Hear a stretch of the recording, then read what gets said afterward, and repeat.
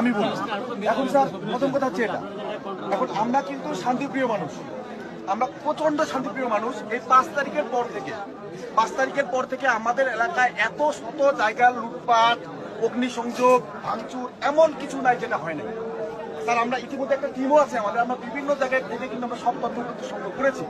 এখন আমার প্রশ্ন হচ্ছে এই যে বিভিন্ন জায়গায় যে ভাঙচুর লুটপাট হচ্ছে, এরপরে এটা নেপথ্যে কারা দায়ী এটা কিন্তু এখন সরকার স্পষ্ট করতেছে না, আপনাদের প্রশাসন স্পষ্ট করতেছে না, কেউ স্পষ্ট করতেছে না। এখন আবার আমরা যখন বলতে যাই যে এই যে দেখেন আমাদের এই বাড়িতে আগুন দিছে, তখন তারা বলে এটা গুজব, এটা গুজব। ঠিক আছে, কেন গুজব? কারণ হচ্ছে কোনো মানে ন্যাশনাল নাকি পত্রিকাতে নিউজ হয় না, কোনো জায়গাতে নিউজ হয় না। আবার যেমন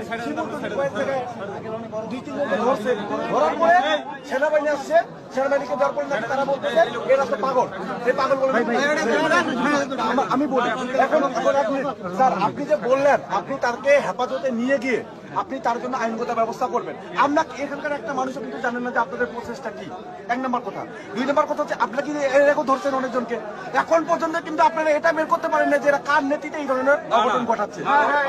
যদি সেটা করতে পারেন স্যার, তাহলে কেন আমাদেরকে বলা হচ্ছে যে আমরা গুজব ছড়াচ্ছি? কে বলতেছে বলে না, কে বলতেছে বলে না, প্রমাণ লাগবে, আমাদের